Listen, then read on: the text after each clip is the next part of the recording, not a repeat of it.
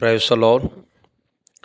आइए मेरे प्रियो, हम प्रोसिक्यूशन सताव इसके बारे में थोड़ा सा मैं बात करेंगे। मत्ती की किताब और 10 अध्याय 1 वचन से लेकर और 15 वचन तक प्रभु अपने 12 शिष्यों को सेवकाई के लिए चुनते हैं और उन्हें सब दुष्ट आत्माओं पर और बीमारियों पर और दुर्बलताइयों के ऊपर अधिकार देते हैं और उन्हें सेवकाई के लिए सामर्थ देकर वो उन्हें भेजते हैं। और सेवकाई में उन्होंने क्या करना है, इन बातों के बारे में यीशु मसीह उनसे चर्चा करके उन्हें भेजते हैं। और उसके बाद 15 वचन के बाद जब 16वां वचन शुरू होता है तो वहाँ पर एक टाइटल है, आने वाला संकट। ये संकट सेवकाई से आने वाला संकट है, ये कलेश सेवकाई से होने वाला कलेश है। जिन लोगों को प्रभु की सेवा करने की इच्छा है, चाहे वो विश्वासी हों चाहे वो प्रभु के सेवक हों, जिनको प्रभु ने सेवकाई के लिए बुलाया है, ये 16 वचन से लेकर 38 वचन उन लोगों के बारे में लिखा गया है कि सेवकाई में संकट आएंगे, सेवकाई में कलेश होंगे। और प्रभु यीशु मसीह बता रहे हैं वो संकट कहाँ कहाँ से आएंगे, वो कलेश कहाँ कहाँ से होंगे। और प्रभु यीशु मसीह चेलों को बता रहे हैं कि ऐसे हालातों में आपको डरना नहीं है और ना ही बुरे लोगों का आपने सामना करना है, बल्कि सुसमाचार के लिए, प्रभु की सेवकाई के लिए अगर आप सेवकाई को करना चाहते हैं, क्योंकि लोग ज़्यादातर बीमारों को चंगा करना चाहते हैं, दुष्ट आत्माओं को निकालना चाहते हैं और अद्भुत कामों को करना चाहते हैं, लेकिन सेवकाई का ये हिस्सा है और इसी के साथ ये भी जुड़ा हुआ है।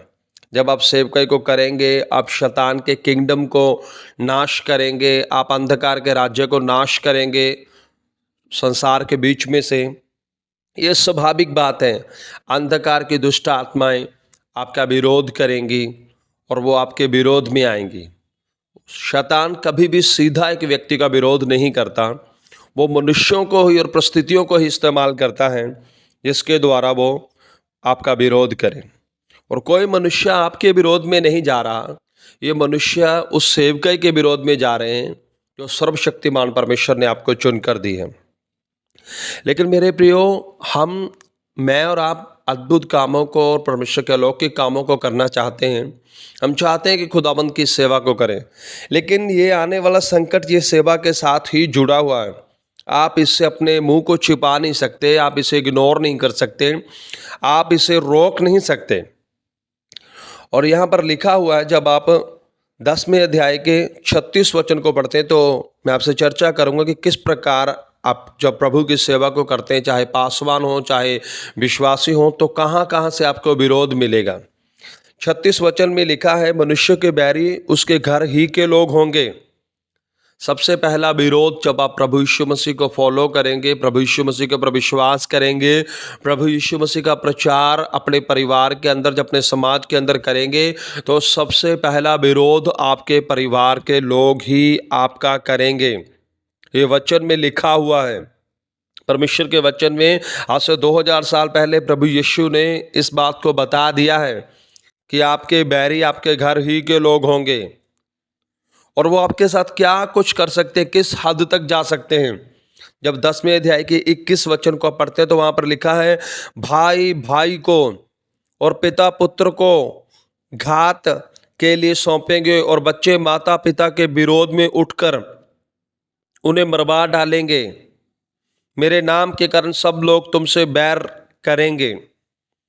तो परमेश्वर के वचन में लिखा कि एक भाई भाई को और पिता बाप अपने बेटे को मरवाने के लिए और बच्चे अपने माँ बाप के विरोध में उन्हें मरवाने के लिए उठेंगे। देखिए, प्रभु की सेवकाई को जब आप करना चाहेंगे, मैं बार बार बोल रहा हूँ, चाहे आप प्रभु के सेवक बनकर करें चाहे आप विश्वासी बनकर करें, क्योंकि दोनों ही ने प्रभु के काम को करना है। और जब आप परमेश्वर के काम को करेंगे तो आपका भाई या आपकी बहन ही आपके विरोध में खड़ी होंगे और आपके बच्चे ही आपके विरोध में खड़े होंगे और बच्चे माँ बाप के विरोध में खड़े होंगे। ये प्रभु के वचन में पहले ही लिखा हुआ है। और जब 22 वचन को आप पढ़ेंगे तो वहाँ पर लिखा, सब लोग तुमसे बैर करेंगे मेरे नाम के कारण। संसार के लोग बुरी बातों के कारण एक दूसरे के बैरी नहीं होते। आपके घर के लोग आपके बैरी होंगे जब आप सुसमाचार को प्रचार करेंगे, जब आप परमेश्वर की सेवकाई को करेंगे, प्रभु यीशु मसीह की गवाही को देंगे। सबसे पहला विरोध, सबसे पहली रुकावटें आपके परिवार की ओर से ही होंगी, और ये प्रभु ने लिखा हुआ है। आप इसे रोक नहीं सकते, आप इसे टाल नहीं सकते। ये सुसमाचार प्रचार करने वालों के साथ, सेवकाई करने वालों के साथ होने वाली बातें हैं जो प्रभु के वचन में पहले ही लिखा है। ये सुसमाचार के साथ होता ही है, ये प्रभु के वचन में पहले ही लिख कर दिया गया है। और दूसरा विरोध कहाँ से आएगा? जब आप 10वें अध्याय के 17 वचन और 18 वचन को पढ़ते हैं तो वहाँ पर लिखा है, परंतु लोगों से सावधान रहो, क्योंकि वे तुम्हें महासभा में सौंपेंगे और अपने पंचायतों में तुम्हें कोड़े मारेंगे। तुम मेरे लिए हाकिमों, राजाओं के सामने उन पर और अन्य जातियों पर गवाह होने के लिए पहुंचाए जाओगे। ये दूसरा विरोध आपका पंचायतों की ओर से आएगा। ये दूसरा विरोध आपका कोर्ट्स की ओर से, महासभाओं की ओर से, न्यायालयों की ओर से, अधिकारियों की ओर से ये दूसरा विरोध आपका आएगा। हाकिम, राजा लोग, आज के शब्दों में बोले मंत्री लोग, पुलिस वाले और जितने भी लोग, अधिकारी लोग आप देखते हैं, चाहे आप गांव में प्रचार कर रहे हैं, आपकी पंचायतों की ओर से, शहर में प्रचार कर रहे हैं, एमसी एमएलए की ओर से, इन सब की ओर से और सब जातियों की ओर से, सुसमाचार की ओर से आपका विरोध होगा। आपके घर के लोग, अन्य जातियां, अधिकारी लोग, सुसमाचार के कारण ये सब लोग आपके विरोध में खड़े होंगे। आप फैसला करें कि आपको परमेश्वर का काम करना है या नहीं करना। आप सुसमाचार को रोक नहीं सकते। ये आपका फैसला है कि अगर आप सुसमाचार को प्रचार करेंगे, उसकी सबसे पहली क्वालिटी यही है कि आप मनुष्य को अपना बैरी बनाने के लिए तैयार हो जाएं। उनसे झगड़ा करने के कारण नहीं, सुसमाचार को प्रचार करने के कारण, परमेश्वर का काम करने के कारण। और जब आप परमेश्वर का काम करेंगे, आपके परिवार के लोग और बाहर वाले सब तरीके से, सब लोगों से आपका विरोध होगा ही, क्योंकि ये परमेश्वर के वचन में लिखा हुआ है। तो ऐसे हालात में क्या होता है? 10वें अध्याय की 26 वचन में लिखा है, इसलिए मनुष्यों से मत डरना। और 28 वचन में लिखा है, जो शरीर को घात करते पर आत्मा को घात नहीं कर सकते, उनसे मत डरना। समझ गए मेरे प्रियो? पर आत्मा को घात नहीं कर सकते, उनसे मत डरना, पर उसी से डरो जो आत्मा और शरीर दोनों को नरक में नष्ट कर सकता है। प्रभु के वचन में लिखा है, जब आपका विरोध होता है, एक स्वाभाविक बात है, जब परिवार की ओर से, जहाँ पंचायतों की ओर से, हाकिमों की ओर से, राजाओं की ओर से और सभी लोगों की ओर से जब आपका विरोध होगा, ये स्वाभाविक बात है कि आपके अंदर एक डर आएगा। वो डर किस बात का है? मरने का डर। आप सोचोगे कहीं मैं मर ना जाऊं, लेकिन मैं आपको बताना चाहूँगा, संसार के लोग आम झगड़े करके मर रहे हैं, डिप्रेशन में आके मर रहे हैं। अगर कोई आपको प्रभु के लिए मार रहा है तो इससे बड़ी मौत और इससे बड़ा सौभाग्य, इससे खूबसूरत मौत आपके लिए दुनिया में कोई भी नहीं है। मेरे प्रियो, डरे मत। डर कर ऐसी चीज़ें क्रिएट करने के बारे में मत सोचें जिनसे आप सोचो कि मैं विरोध से बच जाऊं। बहुत सारा इकट्ठ बना के विरोध में खड़े होने की ज़रूरत नहीं है, क्योंकि प्रभु ने वहाँ पर एक उदाहरण दिया है, गोरिया का उदाहरण, चिड़ियों का उदाहरण, कि वो बिकती हैं और स्वर्गीय पिता की इच्छा के बिना वो धरती पे नहीं गिरती। और प्रभु ने कहा, ऐसे तुम्हारे बाल भी गिने हुए हैं, और डरो नहीं, तुम बहुत सी गोरियों से बढ़कर हो। और प्रभु ने कहा, मुझे तुम्हारा ध्यान है, मुझे तुम्हारा फिक्र है, मुझे आपका फिक्र है, मुझे आपका ध्यान है। मेरे प्रियो, अगर प्रभु आपका ध्यान ना रखे तो कोई मनुष्य आपको बचा नहीं सकता, कोई मनुष्य आपको छुड़ा नहीं सकता अगर प्रभु आपका ध्यान ना रखे। पहली सदी की चर्च को, पहली सदी के प्रेरितों को प्रभु ने पहले ही सिखा दिया था, मनुष्य के साथ विरोध भी आएगा। लेकिन आज की सदी के सेवक और कलीसियाएं इन बातों को मानने के लिए तैयार नहीं है कि सेवकाई के साथ विरोध आता है। मैं ये नहीं कहता कि आप जबरदस्ती से विरोध को लो, अपनी मूर्ख बातों के कारण या अपनी अज्ञानता के कारण आप विरोध को लो।